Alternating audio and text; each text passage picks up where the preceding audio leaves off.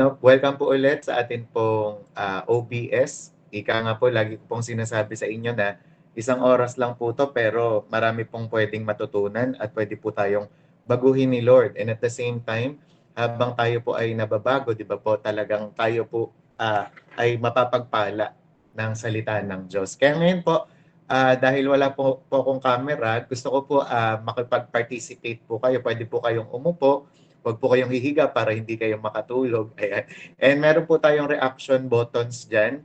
So kung nag-agree po kayo sa mga sinasabi natin at sa Word of God, pwede nyo pong pindutin para alam ko po na nandyan pa rin po kayo. So ngayon, para po mag-proceed po tayo, meron po muna tayong question dito. So lahat po tayo mag-participate. I-type nyo po yung sagot nyo. Yan. Una, ano po ang mga ugali ng tao na nakakapag-attract sa'yo? Yan. So, kailangan ko ng tulong ni Ate Risa o ni Syra para magbasa.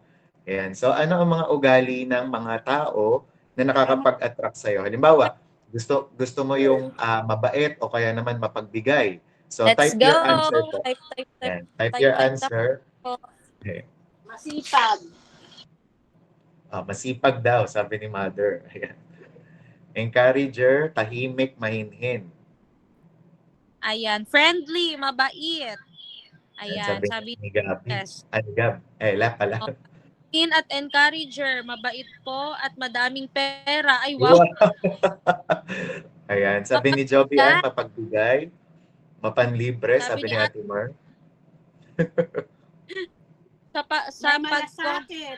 Sa pag-compliment, friendly giver. Laging nanlilibre. Ayan. Malambing. Ayan po yung mga sagot po natin sa mga ugali na nakakapag-attract sa'yo sa mga tao. Next question naman po, ano namang ugali ng tao ang kinakainisan mo? Yan, anong ugali ng tao ang madalas mong kinakainisan? Sige po, sagot na po tayo. Type.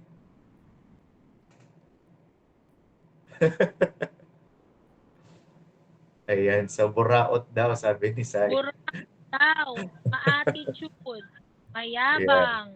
Yeah. Mayabang. Bida-bida, mataray.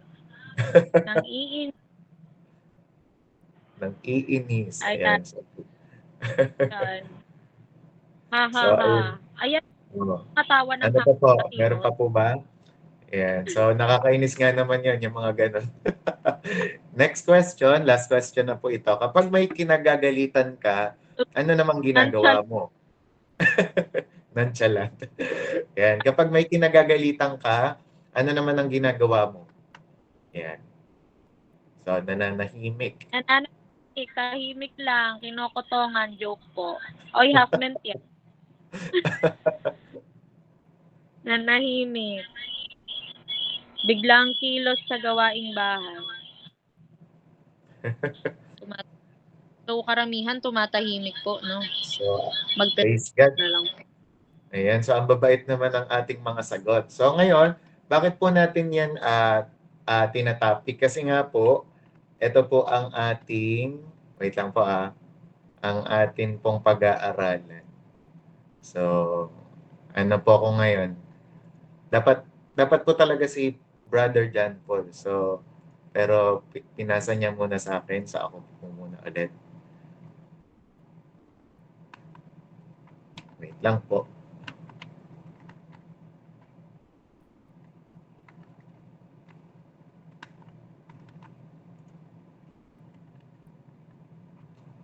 Wait. Ayan o, welcome Jovi Ann.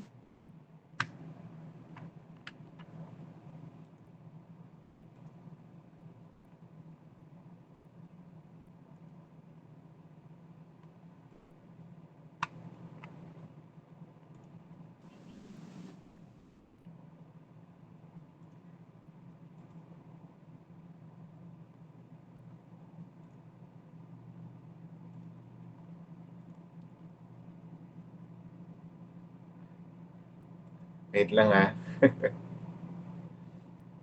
Ayan. So, ito po ang ating pag-aaralan. So, sige nga po, basahin po natin. How to overcome hate. Ayan. How to overcome hate or winning over hate. So, Yan po, kasi itong buwan nga po, di ba, talagang ano po natin, minamarathon po natin yung mga mensahe po patungkol po sa pagtatagumpay or pag-overcome. And nakakatuwa po kasi ang dami na po nating natututunan kung paano pong magtagumpay sa bagay na to, sa mga insecurities, di ba, yung sa mga tinapik po sa church. And ngayon po, ang inaano po sa akin, nililid po sa akin ni Lord na i-topic ay ito pong hate. Kasi nga po, napapansin ko po, kahit po sa social media, ang dami na po talagang mga haters. 'Di ba? Pag napapansin niyo po sa mga comment, ang dami pong mga namumuhi, napopuot sa isa't isa.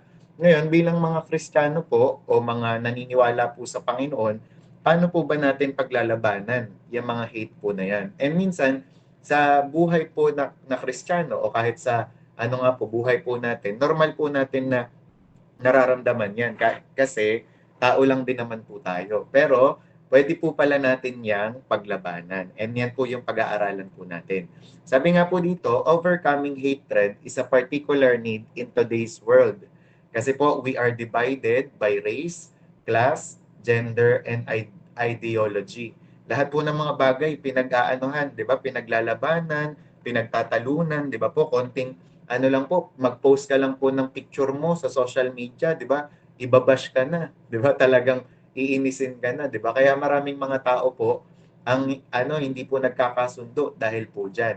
And sabi nga po dito, the Bible holds the key to overcome hate. Pero alam niyo po ba, para mawala ang mga inis natin, galit o puot, ang Bible po ay nagsasabi kung paano daw po tong labanan. Kaya naman, sabi nga po dito, hate is a sin that has caused many atrocities in our world in the past and in our present time. Ibig sabihin po ng atrocities, yun pong mga kaguluhan.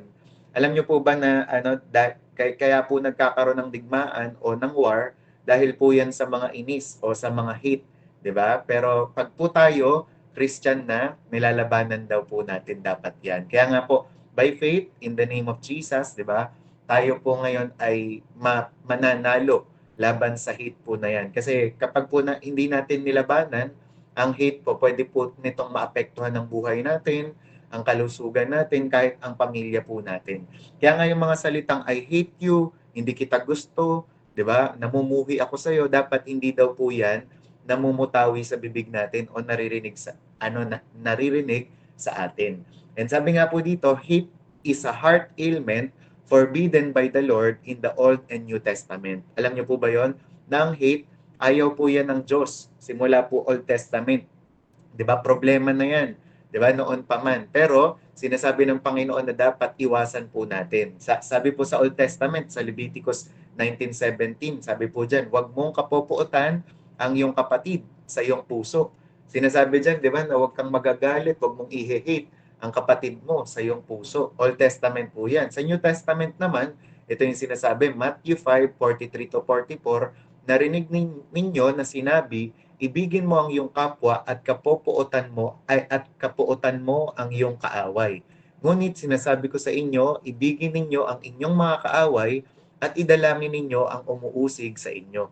So diyan niyo po makikita, 'di ba, nasa New Testament mas mas tinindihan po pa po ni Lord, 'di ba, yung kanyang utos na instead na kapuotan, ibigin daw po natin yung mga kaaway po natin. Kaya nga, paano daw po natin i-overcome ang hate natin? Ito po, wag na po natin patagalin. Unang-una, those that have overcome hatred hate sin but love the sinner. Alam niyo po ba na para daw po pala ma-overcome natin ang hate po, dapat daw po ma-realize po natin na ang dapat natin na hine-hate o kinakamuhian ay ang kasalanan lang. Pero yung makasalanan, minamahal daw po natin yan. Kaya minsan may mga pagkakataon ba na naiinis ka sa tao, 'di ba, dahil sa kasalanan niya. Ang proper daw po nun, huwag kang magalit o mainis sa kanya, dun sa tao. Magalit ka lang dun sa kasalanan niya. Dapat at the end of the day, bati mo pa rin yung tao na yon, mahal mo pa rin yun. Kasi ang kinakamuhian lang natin yung kasalanan. 'Di ba? Kasi nga po dito, sabi nga 'di ba, God hates sin. Ang Diyos ayaw na ayaw niya ng kasalanan. Sabi nga ng Proverbs 6:16 to 19, may mga bagay na kinamumuhian ang Panginoon. Ang pagmamataas ang pagsisinungaling, ang pagpatay ng tao, ang pagplano ng masama, ang pagmamadaling gumawa ng masama, ang pagpapatotoo sa kasinungalingan, at pinag-aaway ang kanyang kapwa. Yan daw po ang kinapupuotan. Yan po ang ayaw ng Diyos, di ba po? So, ibig sabihin, ayaw ng Diyos ng kasalanan. God hates sin. And sabi naman ng Hebrews 1:9, inibig mo ang katuwiran at kinapupuotan ang kasamaan. So, malinaw na malinaw po, ang Diyos ayaw niya po ng kasalanan. Pero, hindi pa po nagtatapos doon. Bakit? Kasi God hates the sin, pero He loves the sinner. Mahal niya ang makasalanan. At sino po yung mga makasalanan na yon? Tayo po na mga tao. Kaya nga po sabi ng 1 John 4:8-11, ang hindi umiibig ay hindi nakakakilala sa Diyos, sapagkat ang Diyos ay pag-ibig. Dito nahayag ang pag-ibig ng Diyos sa atin, sapagkat sinugo ng Diyos ang kanyang bugtong na anak sa sanlibutan upang tayo'y mabuhay sa pamamagitan niya. So diyan niyo po nakita na dahil mahal po tayo ng Diyos, binigay niya po si Jesus Christ. 'Di ba po? Namatay po si Jesus para sa atin. Bakit? Kasi God loves the sinner. Pero ayaw niya nga po ng kasalanan. So dapat po isipin po natin ang balancing doktrina na yan. Again, God loves the sinner but He hates the sin. I-type niyo po yan ngayon. God loves the sinner but He hates the sin.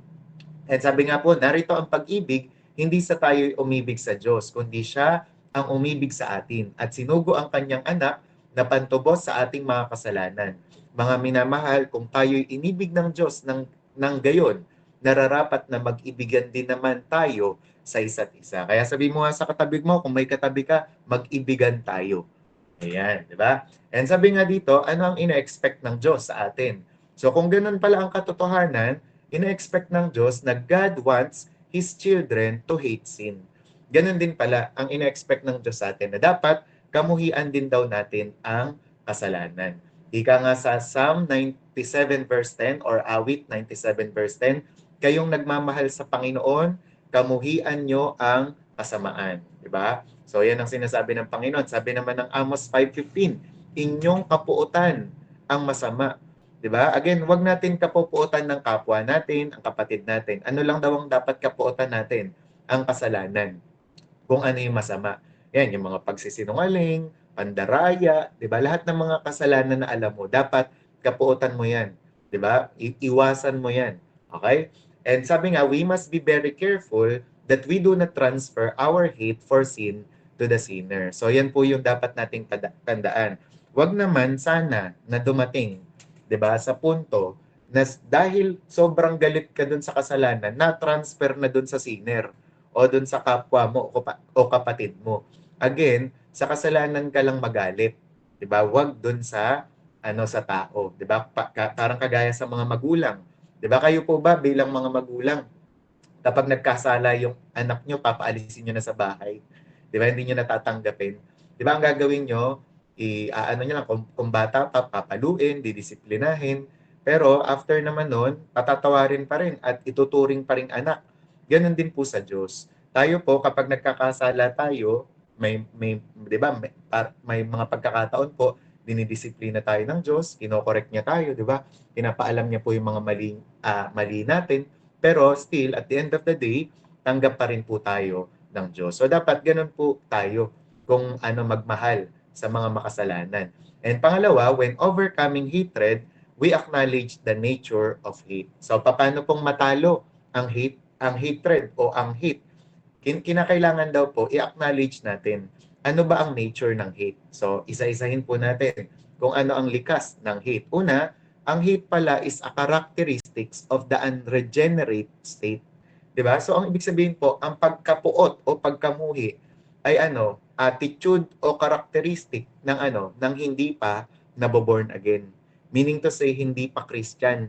Sabi nga po ng Tito 3:3, sapagkat tayo rin naman noong dati ay mga hangal, mga suwail, mga nalinlang, mga alipin ng sari-saring pagnanasa at kalayawan, na namumuhay sa kasamaan at inggit, mga kasuklam-suklam at napopuot sa isa't isa. Pero again, sinasalungguhitan po natin dito, noong dati. Ayan po, noong dati. Di ba? Ibig sabihin, nung hindi pa Christian. So ang hate po pala, ugali yan ng hindi pa Christian. So, pero kung Christian ka na, dapat, sabi nga dyan, Christians are not to be hateful. Kaya halimbawa, kapag hateful ka pa po, mahilig ka pang mag-hate, ang dami mo pang kinakainisan, ayan, so kailangan i-develop mo pa at i-improve yung pagiging Christian mo. And pangalawa, hate is among the works of the flesh. Ang hate po pala, gawa yan ng laman. Sabi po ng Galatia 5:19 to 21, no, inisa-isa niya po yung mga kasalanan dito. Ngayon, ay hayag ang mga gawa ng laman. Ang mga ito ay pakikiapid, karumihan, kahalayan, pagsamba sa Diyos-Diyosan, pangkukulam, alitan, pagtatalo, paninibugho, pagkagalit, pagkamakasarili, pagkakabahagi at mga pagkakakampi-kampi, pagkainggit, paglalasing, kalayawan at ang mga katulad nito. Binabalaan ko kayo, gaya ng aking pagbabala nung una sa inyo, na ang mga gumagawa ng gayong mga bagay ay hindi magmamana ng kaharian ng Diyos. Ito po yung pinakamatindi, kaya dapat ngayon pa lang, alisin na po pala natin yung hate. Bakit? Kasi ang lahat daw ng gumagawa ng ganong bagay ay hindi magmamana ng kaharian ng Diyos. So meaning to say, hindi pala mapapalapit sa Diyos, hindi mapupunta sa langit, di ba? Kaya i-hate po natin yung hate na yan, di ba? Dapat po alisin po natin sa buhay po natin. And then pangatlo, hate is harbored only by fools. Alam niyo po ba yon na ang hate, ginagawa lang po siya ng mga mangmang. Sabi po ng Kawikaan 10:18, no? Sabi po dyan, siyang nagkukubli ng pagkamuhi ay may labing mapanlin lang. At siyang naninirang puri ay isang hangal. Diba? Kaya po pala ikaw, pag ikaw mahilig ka pong mag-hate, mahilig kang mainis, ang dami mong kinakainisan, diba? Parang ang sabi ng Bible, mangmang daw yun, foolish daw yun. Diba? And then also, hate is cruel. Ano ibig sabihin ng cruel? Diba? Yung talagang, yung marahas. Sabi ng awit 25:19, isaalang-alang mo kung gaano karami ang aking mga kaaway at kung anong marahas na puot ako'y kanilang kinamumuhian. Alam niyo po kapag may hate, meron din pong cruelty. Ibig sabihin, dumadahas o nagkakaroon ng karahasan. Kaya pansinin niyo po, sa lahat ng mga may kainisan o kagalit, ano nang sumusunod na nangyayari? 'Di ba? Nagkakaroon na ng suntukan, sapakan, itakan, 'di ba? At kung ano-ano pa. And diyan nga po na delikado ang buhay po ni Abel. Bakit? Kasi dahil po may hate si Cain sa kanya, ano pong ginawa ng kapatid niya, 'di ba? Minurder niya si Abel, pinatay niya. Dahil lang po nainggit at saka nagalit nung time po na nagwo-worship po sila dahil po yung kay Abel, yun lang yung tinanggap ng Diyos. Pero kay Cain kasi hindi dahil gawa ng laman po yun, fleshly, 'di ba? Pero dapat kasi ang ginawa doon ni Cain para maging katanggap-tanggap siya, gumawa na lang siya ng another sacrifice o kaya naman humingi siya ng tawad sa Panginoon. 'Di ba? Maybe pwede pa siyang patawarin ng Panginoon, 'di ba? Kaso, yun nga po, yung hate na yon ay nagbunga ng cruelty. 'Di ba? Dinaan niya sa rahas. Kaya kahit kapatid niya ay pinatay niya, 'di ba? And also, hate pala is evidence of immaturity. Ito talagang napakasakit po nito, 'di ba? Bato-bato sa langit, ang tamaan, wag magalit, 'di ba? Kundi magbago. Pag pala tayo hate tayo ng hate, 'di ba? Post tayo ng post sa Instagram, sa Facebook ng hate natin, ebidensya 'yan na immature pa po tayo. Ibig sabihin parang bata pa, 'di ba? Hindi pa nagde-develop ang ugali, 'di ba? Kaya nga po dito sa Matthew 5:43 to 48, sinasabi po diyan ng Panginoon ang mga dapat na ugali po natin. Tapos sa verse 48, ito pong tinuturo ko sa inyo. Sabi po diyan, kaya't kayo nga'y maging sakdal, gaya ng inyong ama sa langit na sakdal. Yan, sa English version po, ang tawag po diyan perfect, yung sakdal. 'Di ba? Yung word na perfect. Ngayon, ang ibig sabihin pala nun, sa konteksto ng Bible, yun po ay salitang teleios. Na, ang ibig sabihin ay mature. Ayan, di ba? Matured na. Na kapag ginagawa daw po natin ito, nagiging matured tayo, di ba? Pero kapag puno po tayo ng hate, di ba? Inis tayo dito, inis tayo doon, immature pa po tayo, di ba? Kaya ngayon, i-discuss naman po natin ano po ang failure in overcoming hatred leads to many other evils. Alam niyo po ba yon na ang failure daw in overcoming hatred, kapag hindi mo na-overcome ang hatred mo, anong mangyayari? It leads to many other evils. Marami pang pwedeng mangyaring masama. Una, hate stirs up trouble. Pag hindi natin natalo ang hate, alam niyo po ba, pag hindi po natin in-overcome yung pagkainis na yan, sunod na po dyan ay trouble, gulo. Sabi nga po ng Proverbs 10:12, sari-saring kaguluhan ang bunga ng kapuotan. Ngunit ang pag-ibig ay pumapawi sa lahat ng kasalanan. Di ba po? Sabi po dyan, no, sari-saring kaguluhan, ang dami. Di ba po? So, ganun pala ang bunga ng kapuotan. Kaya kapag may inis, ang gulo, di ba? Kahit, halimbawa, sa mga magkakaklase, kapag panay yung mga magkakaklase, nagkakainisan, ang gulo niyan. Pag mag-groupings, walang magagawa yan. Bakit? Panay nagkakainisan eh. Pero kapag united yan, kapag bati-bati yan, di ba? Isang oras pa lang, tapos na yung group project nila. Ganon yun, di ba po? O sa mga nagtatrabaho naman, kapag may mga inggit, inis, sa mga nagtatrabaho, di ba? Pag pinagsama-sama sa team building, wala ring magagawa. Di ba? Sari-saring kaguluhan, ang bunga ng kapuotan. And alam nyo, yan po ang nangyari dun sa kwento ni Joseph. Naalala niyo po yun? Si Joseph tsaka yung mga kapatid niya. Ito po yung sabi sa Genesis 37:4-5. Nang mahalata ng mga kapatid ni Jose na mas mahal siya ng kanilang ama, kinamuhian siya ng mga ito at ayaw siyang pakisamahang mabuti. Tapos minsan na naginip si Jose at lalong namuhi. Ito, kinamuhian na nga sa verse 4, lalong namuhi pa sa verse 5. 'Di ba? Minsang nanaginip si Jose at lalong namuhi ang mga kapatid niya nang ito'y ikwento niya sa kanila. Kaya to make the long story short or fast forward it, ano po nangyari? 'Di ba po si Joseph sa inggit at inis ng mga kapatid niya ay binenta sa Egypt, 'di ba? Sa mga Egyptian. 'Di ba? Na kahit po kapatid nila 'yun, binenta nila at muntik pang patayin. 'Di ba? So ganun po ang nangyayari kapag may inis, may trouble o may gulo. Pangalawa, hate generates envy and envy generates hate. Ayan, so sakto kasi nung linggo kahapon, ang topic naman ni Pastora Mary, overcoming hate. And ang hate pala, nagge-generate siya ng envy, 'di ba? Ng inggit. At yung inggit din, nagge-generate din siya ng hate. Para pala silang magkakamag-anak, 'di ba? So kagaya nito, Joseph's brothers hated him and correspondingly they envied him. So indeed, malice, envy, jealousy, ill will and suspicion all are offspring of hate. 'Di ba? Lahat ng mga pagsususpektya, paggawa ng mga masama, 'di ba? Pag-wish mo ng masama para sa kanila ay anak po pala yan ng hate, 'di ba? And then pangatlo, hate leads to murder and assassination. Kaya nga 'di ba nakakalungkot kapag may mga ganun, yung parang kunwari magkakakumpare, nagiinuman lang una, 'di ba? Mga naglalasing lang, maya-maya mo mababalitaan mo na sa balita, nagsapakan, 'di ba? Nagsaksakan, 'di ba? Dahil po 'yan sa inis, 'di ba? And sabi nga, because they hated him, Joseph's brothers said, "Let us slay him." 'Di ba? Patayin natin siya. And sunod naman po, ang sample nito, naalala niyo si Absalom naman, nung hinate niya po si Amnon, pinatay niya rin, 'di ba? Sarili niya rin kapatid 'yun, ha?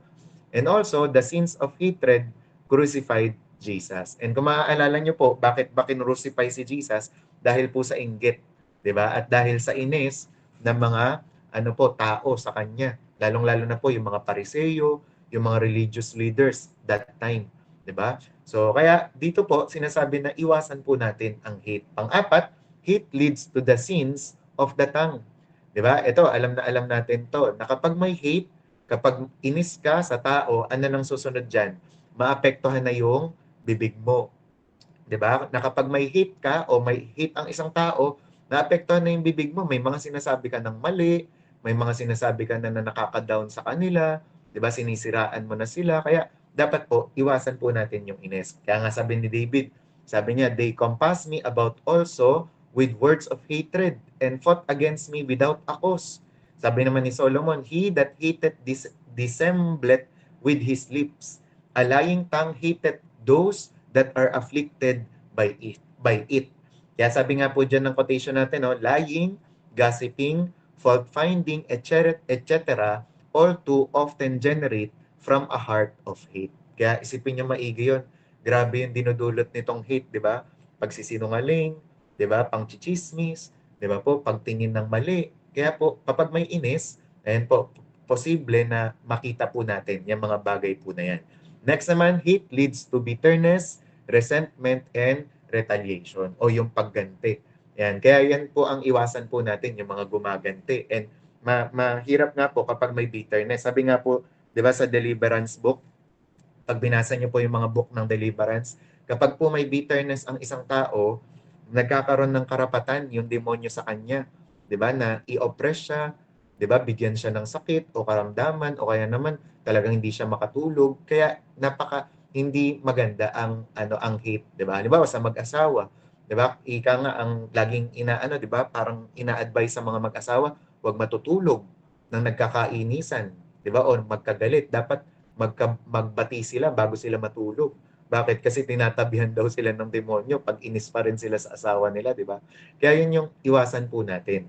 Kaya sabi nga po, God forbids such. Pag nabasa niyo po yung Romans 12:14, Matthew 5:38 to 48, sinasabi po dyan, yung tungkol po sa inis. And ito po yung dapat nating maalala. It is important to remember that, una, to render evil for evil is devilish. Kapag ikaw, for example, masama yung ginawa sa'yo, masama rin yung ginawa mo, devilish ang tawag po doon. Makademonyo. Okay? Pero alam niyo po ba, kapag nirender mo naman, ginawan ka ng mabuti, ginawan mo rin syempre ng mabuti, common sense, ang tawag po doon ay human, pagiging tao. Pero alam niyo po ba, gusto niyo pong maging kagaya ng Diyos? Gusto niyo maging kagaya ni Jesus? Ito daw po yung i-apply natin. But to return good for evil is godlike. Yung tipong ginawan ka na po ng masama, pero mabuti pa rin yung igaganti mo. Di ba? Kapag daw, yun po ang ginawa mo, para ka daw Diyos nun. Parang kagaya mo si Jesus.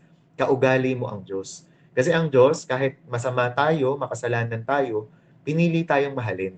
Pinili tayong gawa ng mabuti. 'Di ba? Kaya po ganun din po dapat ang nakikita po sa atin. 'Di ba? Halimbawa, may birthday yung kapitbahay mo, hindi ka inimbita. Pag birthday mo, imbitahan mo. 'Di ba? Nung birthday niya, binigyan hindi namigay ng pansit o nung biko. Pag birthday mo, tapalan mo ng biko yung mukha niya. De, joke lang. 'Di ba? Pag birthday niya, ikaw magbigay ka pa rin. 'Di ba? Kaya ganun po ang pagiging parang Diyos, 'di ba? Na kahit masama sa'yo, binilatan ka, dinilatan ka ng mata, 'di ba? Nilakihan ka ng mata, ikaw dapat mapungay ka pa rin, 'di ba? So ika nga kapag daw binato ka ng bato, batuhin mo ng tinapay sa garapon. Yan, talo ang kaaway, 'di ba? Pero joke lang po yung may garapon ha. Wala pong gagawa nun. Okay, so next naman, sabi nga dito, ano naman daw po ang consequences if not overcoming hatred, of not overcoming hatred? Ano daw ang mga posibleng mangyari sa atin kapag hindi natin na-overcome yung pagkagalit o inis natin o puot. Una, hate will rob you of happiness. Ito po, sinusure ko talaga sa inyo, kapag ikaw yung taong mainisin, hindi ka sasaya. Itatak mo yan sa bilbil mo. Hindi ka sasaya kapag masyado kang mainisin. 'Di ba? Kapag mainisin ka, hindi ka makapag-smile, hindi ka makangiti. 'Di ba? Sabi nga po dyan, no, as long as you hate, you will be miserable. Sabi, hate and hell dwell in the same heart. Isipin niyo po yun, ha? Kapag pala naiinis tayo, para palang may impyerno sa puso natin. Di ba? And sabi nga po dito, if I were going to knock on the door of the most miserable man in town, I know exactly where I would go. Saan? To the door of the bitter, resentful, unforgiving hater. Di ba? Gusto niyo pong malaman sino ang pinaka-miserabling tao sa mundo o sa town? Yun pong may hate. Di ba po? Kaya sana po, hindi po tayo yung ganong tao na punong-puno ng inis sa buhay po natin. Mag-forgive po agad tayo. And dito, nakita ko na po yan. May mga sample po niyan. And kahit ako po, naging biktima rin po ako niyang hate. Diba? Yung hindi ka sumaya-saya, kunwari nagpa-party-party yung mga kaklase mo, dahil may kainisan ka, ikaw nasa sulo ka lang. Diba?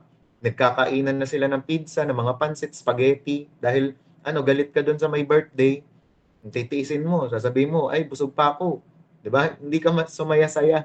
Diba? May labas kayo ng mga kaibigan mo, inis ka doon sa isa mong kaibigan, hindi ka diba? Kumbaga parang hindi ka makapag-join, hindi ka makapunta sa festival.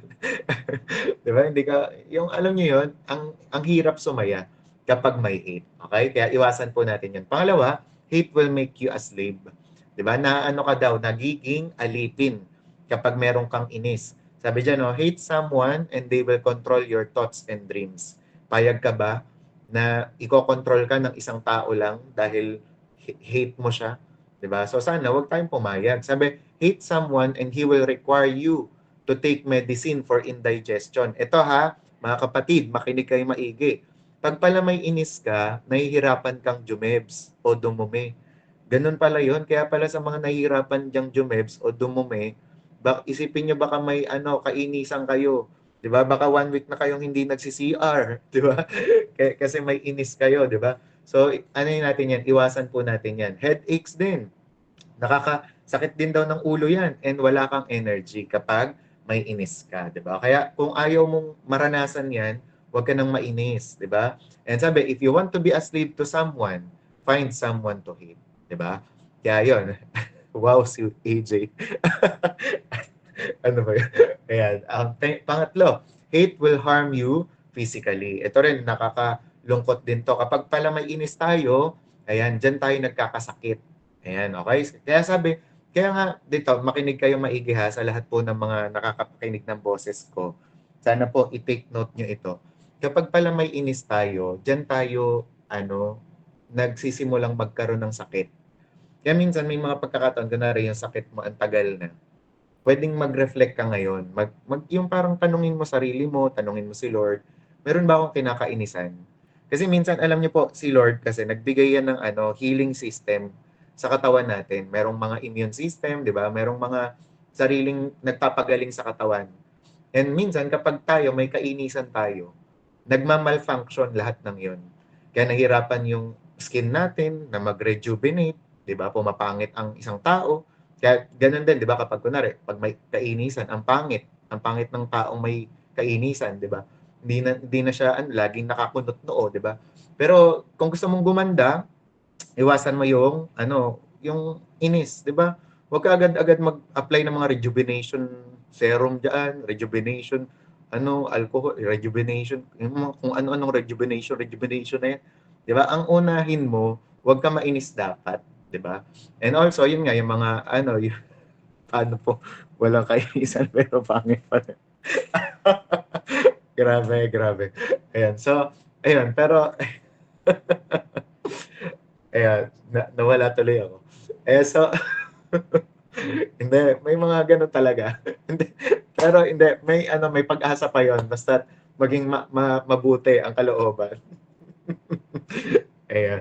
So, di ba, yung mga balat na nahihirapan gumaling, di ba? Tas at the same time, yung mga basta, sabi nga ni Dr. Macmillan, speaks of jealousy, envy, self-centeredness, rage, resentment, and hatred as disease-producing emotions. Isipin niyo yan, lahat ng mga pagkagalit, inis na yan, di ba? Disease-producing emotions pala ang tawag dyan. Na kapag meron kang ng mga yan, di ba? Kaya bago ka magpa-check up, kapatid, check mo muna yung puso mo. 'Di ba? Bago ka pumunta sa doktor, check mo muna. 'Di ba? Kasi minsan yung natin, mga sakit-sakit minsan, dala lang 'yan ng mga emotional problem. 'Di ba? Galit ka sa kapatid mo, galit ka sa kapitbahay mo, galit ka sa teacher mo, galit ka sa boss mo, kaya panay sakit, 'di ba? And he says, what a person eats is not as important as the bitter spirit, the hates and the feelings of guilt that eat at him. 'Di ba? Yun yung kung ano yung kumakain dun sa tao na yun ang importante kasi. Kaya nga 'di ba po may kwento yung It's Supernatural na merong isang taong may sakit, hindi siya gumaling-galing, cancer po ata yung sakit niya. Ngayon, merong nag-advise sa kanya na ano kaya kung patawarin mo lahat ng mga kagalit mo. And alam niyo, supernaturally, praise God, gumaling siya. Gumaling siya dun sa cancer niya. Bakit? Kasi nagsisimula lahat ng sakit sa emosyon, sa loob. 'Di ba? And kapag binasa niyo rin yung commentary ni Wigglesworth patungkol diyan, sabi ni Wigglesworth tungkol diyan, lahat daw ng sakit ay may inside spirit. 'Di ba? May spirit sa loob niyan, may spirit behind niyan. Kaya dapat nire-rebuke natin. And pang-apat, hate will keep you out of heaven. Ito ayaw natin 'to, 'di ba? Kung gusto niyong pumunta sa langit, sino gustong pumunta sa langit? Mag-heart. 'Di ba? So mag-heart tayo kung gusto natin pumunta sa langit. And sabi dito, hate is one of the works of the flesh. And Paul says that they which do such things shall not inherit the kingdom of God. So kapag pala may inis tayo, hindi pala tayo mapupunta sa kalangitan. 'Di ba? Pwede pala nating impyerno 'yun, 'di ba? And sabi, if we hate, we are a murderer. And no murderer had eternal life abiding in him. Kita niyo 'yun? So kung may inis kasi tayo at galit, para din daw tayong mamamatay tao. And hindi daw po natin matatanggap ang eternal life kapag po ganun. So stop the hate, mga kapatid. O ngayon, ito na po, panglima na po to. 'Di ba? So ano naman po yun nga po ang kapangyarihan, ang paraan para ma-overcome ang hate. Walang iba kundi love. Love. I-type nyo nga po, love. Sabi po dyan, love is the way of overcoming hatred. So yun pala yun. Para mawala ang hatred, ang solusyon, love, love, love. Pagmamahal, pag-ibig, di ba? And sabi nga dito, with the Bible writers, there is no middle ground between love and hate, di ba? Sabi nga po ng Bible, di ba? Mamimili ka lang. Ano gusto mo, love o hate? Di ba? It is either love or hate. Kaya sa buhay mo, sa buhay mag-asawa, sa buhay pamilya, sa buhay nagtatrabaho, nag-aaral, di ba, mamimili ka lang kung mapupuno ka ba ng love o ng hate, di ba? And sabi nga po dito, notice the importance and necessity of love. Tingnan nyo, pasadahan lang po natin. Ano ang importansya ng love para sa atin? Una, brotherly love is the badge of discipleship. Yan pala ang palatandaan kung sumusunod ka na kay Lord, kung ikaw ay disciple ni Lord, kung minamahal mo yung kapwa mo. 'Di ba? So, yan ang ebidensya na Christian ka. Pangalawa, brotherly love is a command. Inutos ng Diyos na magmahalan tayo. 'Di ba? Pangatlo, brotherly love is to be maintained above all things. Okay? Kung merong dapat mini-maintenance, unang-una, yung pag-iibigan po natin sa kapwa natin. Kapag ikaw, mainisan ka na sa classmate mo, churchmate mo, workmate mo, may dapat nang kumpunuhin, kumpinihin, i-repair. I-repair sa buhay mo, 'di ba? So may kailangan ng ayusin, 'di ba? Kasi kung panay-inis na lang, yan, ipag-pray mo. Actually ako nga ng mga nakaraan I sincerely apologize sa mga nasusungitan ko rin. Kasi kaya nga nung mga nakaraan, nagpe-pray talaga ako sa Panginoon na Lord, parang kung nagkukulang po ako ng pag-ibig, kung nadadaan ko na lang lagi sa init ng ulo, tulungan niyo po akong mapuno ng pagmamahal palagi. 'Di ba? Kasi minsan ako rin, talaga ako, aminado ako diyan. Yung halimbawa, sabay-sabay na yung problema, 'di ba? Halimbawa, same problem, same issue, same people. Naku, nakakainis talaga 'yan. 'Di ba? Pero pinagpe-pray ko talaga sa Panginoon na Lord, instead na inis, yung mapuno, 'di ba? Sa puso ko, hayaan mo po yung pag-ibig pa rin, yung pag-unawa. And thankfully, salamat sa Panginoon kasi sumasagot siya. After kong ipag-pray yun, wala, kaya ko na ulit humarap sa tao, kaya ko na ulit ipatawarin yung tao na yun, ano man ang nagawa, 'di ba? Alam po ng mga ka-churchmate yan, church people, 'di ba? So, alam po ng mga kaibigan ko po yan, 'di ba? Kaya yun po yung dapat nating ipag-pray, na mapuno po tayo ng pagmamahal. Pang-apat, brotherly love is the second greatest commandment. Pangalawa yan sa greatest commandment na sinasabi po ng Panginoon. Kaya very important po. And then letter E naman, brotherly love is a fulfilling of the law. Gusto niyo po ba na matupad ang lahat ng utos ng Diyos?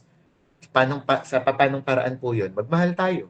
'Di ba? Ano po ba yung mga utos ng Diyos? Huwag kang mangangalunya, huwag kang papatay, huwag kang magnanakaw, honor your father and your mother, 'di ba? Ngayon, kung iisa-isahin mo kasi 'yan, 'di ba? Kung i-checklist mo 'yan, parang ang dami, parang ang hirap gawin, no? Pero kapag pala nagmahal lang tayo, pag minahal po natin yung kapwa natin, kinu-fulfill daw po natin yung law. Ibig sabihin, walang kahirap-hirap, walang ka-effort-effort, nagagawa natin yung law. Kaya I encourage you, my brothers and sisters, 'di ba, na magmahal po tayo. Letter F, brotherly love will prevent stumbling. O ayan ha. Sa lahat ng mga mahilig matisod, sa mga natitisod diyan, offend. Ang sagot pala sa pag-offend, sa pagka-offend o pagkatisod, brotherly love pa rin. 'Di ba? Kasi kung mahal mo yung tao na yan, hindi ka matitisod. You will understand him or her. 'Di ba? Talaga namang uunawain mo siya. Bago mo siya kastiguhin, talaga namang tatanungin mo, ano ba ito? 'Di ba? Inuunawa mo muna. And letter G, brotherly love is a mark of divine sonship. Kung anak ka talaga ng Diyos, kung talagang ikaw ay tumanggap sa Panginoon, ikaw ay nagmamahal din. Kaya mag-amen ang lahat ng mga anak ng Diyos. Amen, amen, amen. Diba? O ngayon, what is the nature of we are to have for our brethren? Ano ba ang nature dapat ng pagmamahal natin sa ating kapwa? Una, we are to love the brethren as the Lord loved us. Kung paano daw tayong minahal ng Diyos, ganun din daw natin mahalin yung kapwa natin. Kaya kung mahal tayo ng Diyos purely, kung mahal tayo ng Diyos sacrificially, kung mahal tayo ng Diyos unconditionally, so ganun din daw po natin mahalin yung kapwa natin. Hindi, uy, mahal kita kasi nililibre mo ko. Mahal kita kasi lagi mo akong gina-jollibee. Mahal kita kasi famous ka. Hindi ganon.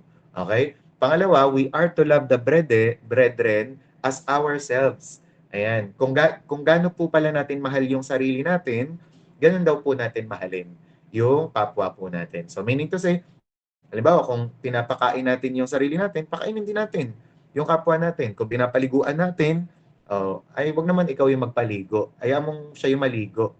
Bigyan mo na lang ng panligo. Ayan. Diba? So, kung ano yung mabuti para sa'yo, ganun din ang gawin mo sa iba. And then letter C, we are to love the brethren fervently. Ayan. So talagang sincerely, talagang intentionally, dapat mahalin natin sila. Letter D, we are to love the brethren without hypocrisy. Ito naman walang pagpapanggap. Hindi yung, I love you. Talaga, I love you talaga. Pero, di ba, yung ngiti, parang aso. Yung asong, nakakita na kayong ganon, yung ngiting aso, di ba? Yung parang, I love you, I need you, pero nakangiting aso, di ba? Yung magbibigay, pero wala naman sa loob, di ba? Yung parang sasakit ang tiyan mo, di ba? Dun sa binigay, di ba? So, we are to love the brethren without hypocrisy. Talagang with truth, okay, na may katotohanan. And letter E, we are to love the brethren indeed and not word only. So, yon kasi love, ang tawag doon, actions speak louder than words. So, kapag sinabi natin, I love you, dapat makita sa gawa, 'di ba? So dapat merong yung hindi yung I love you pero pinabayaan mo, I love you pero wala kang pake. Dapat I love you, ayan, sunduin mo, 'di ba? I-invite mo sa church, I love you tas ipag-pray mo, 'di ba? Ganun 'yun. Okay, we are to love the brethren indeed and not word only. Okay? So mag-heart ang nag-amen. Heart, heart, heart. 'Di ba? Kaya in conclusion, ano po ang conclusion po natin dito? Ito po ang gagawin natin kapag meron tayong inis o talagang mag-ano na tayo, magpakatotoo. Kung kayo ay may inis sa puso natin, di ba? Sabi po dyan, if we hate someone, to overcome this, we should, number one, pray for the person who is the object of our hate. Sino po ba yung kinakainisan mo? Di ba? Pray for him or pray for her. Di ba? Ipanalangin mo siya. Di ba? And magugulat ka kung paano magta-transform yung puso mo. 'Di ba? Na magugulat ka after mong ipag-pray siya na wala na yung inis. Ako po ganun po yung secret ko din, kaya ako tumagal sa pagpapastor. Kapag halimbawa meron akong problema dito sa tao na to, kukunin ko siya as prayer partner o kaya naman pagpe-pray ko muna siya personally, tapos pag nag-meet kami, pagpe-pray kami together. Yun, after nun, nawawala yung inis. 'Di ba? And that is the best solution din. 'Di ba? Kung minsan, yung ipag-pray mo siya. Pangalawa, find something good to do for the person who is resented. Meaning to say, gawan mo ng mabuti.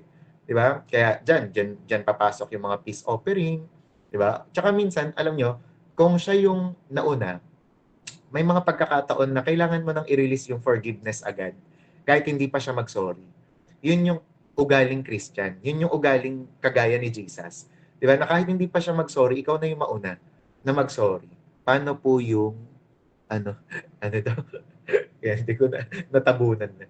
Ayan, pray for the, sabi, find something good to do for the person who is resented. Meaning to say, gawan mo pa rin ng mabuti. Naalala ko nga yung laging sinasabi ni Bishop Paul dyan, yung how to kill your enemies. Okay. So, sa mga hindi pa alam to, tandaan nyo to. Una, pray for them. Pangalawa, do good to them. And pangatlo, pag hindi talaga gumana yung dalawa, keep silent. Ayan, doon ka naman nahimik. Tama yung sagot nyo kanina na kapag naiinis kayo, manahimik kayo kasi the more talk, the more mistake. More talk, more mistake, di ba? And then pangatlo, try sincerely to understand the person who is disliked and resented. Okay. So, bakit ka ba naiinis sa kanya? Unawain mo muna daw. 'Di ba? Try to understand. Bakit nga ba ganito yung ugali nito? Bakit bida-bida? Isipin mo kasi baka hindi pinapansin sa bahay. 'Di ba? O kaya naman, bakit ka inuubusan kapag mayroong pizza? Walong cut, walong slice sa kanya lahat. Eh malay mo ngayon lang nakakita ng pizza kasi, 'di ba? Siguro wala nun sa probinsya nila noon. Intindihin mo, unawain mo. 'Di ba? Bakit mahilig sa soft drinks? Bakit inuubos yung Coke, 'di ba? Eh kasi baka yun talaga ang gas niya, gasolina ng katawan niya. 'Di ba? Kaya yun isipin niyo maigi yun. Intindihin mo, 'di ba? Talagang unawain mo muna.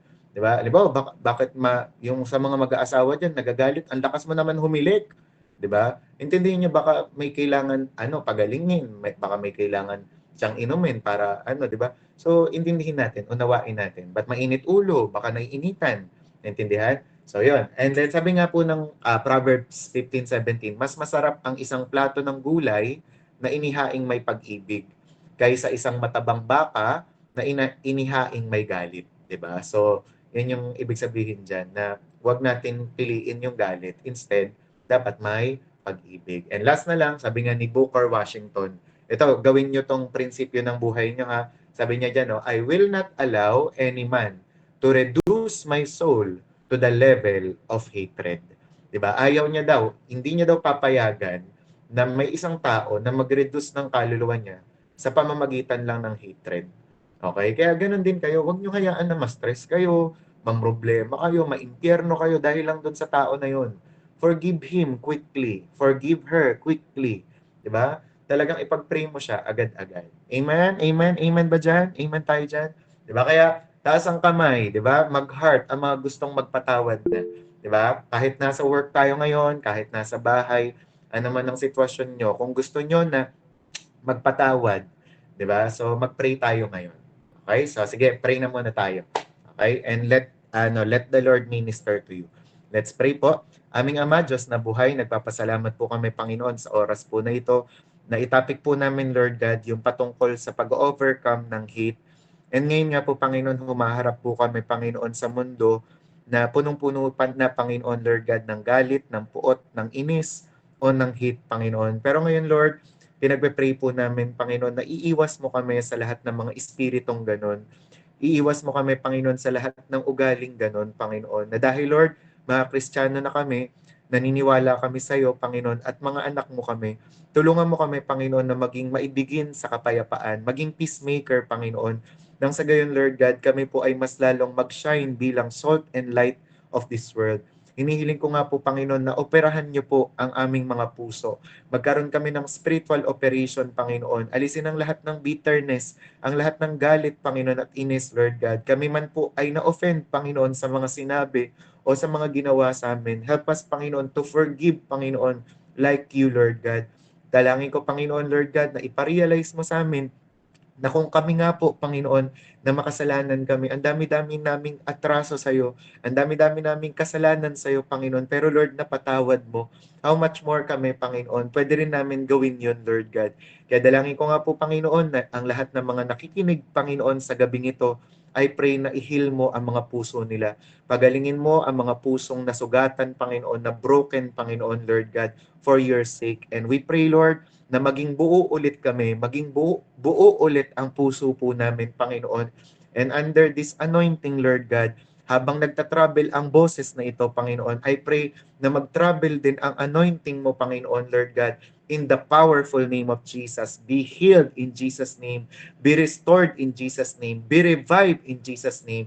And dalangin ko nga po, Panginoon, na mapuno kami ng pagmamahal, ng pag-ibig, Panginoon. Ayusin mo, Lord, ang pamilya, Panginoon, ng bawat isa, ang mga mag-aasawa, ang mga magkakapatid, Panginoon, ang mga magulang sa anak, Lord God. Restore them, Panginoon, na magbati-bati ang lahat, Lord God, at punuin mo ang bawat bahay at tahanan ng pag-ibig mo, Panginoon, in the name of Jesus. And salamat dahil kasabay po nito, gagaling ang aming lupang katawan, gagaling po kami magmula ulo hanggang talampakan, lalakas ang mga immune system namin, and we decree and declare na magiging malakas at malusog kami, Panginoon, sa pangalan ni Jesus. And thank you very much, Lord, dahil kapag nagpatawad kami, bubuhos sa amin, Lord, ang masaganang pagpapala mo, Panginoon. Kaya tinatawag namin ang mga pagpapala mo from north, east, west, and south na dumito ngayon in Jesus' name, financially, materially, physically, and spiritually, Lord God. We receive it now in Jesus' name. Kaya salamat po na maraming sa iyo po ang pinakamataas na purit pagsamba sa pangalan ni Jesus. Amen and amen. Palakpakan po natin si Lord.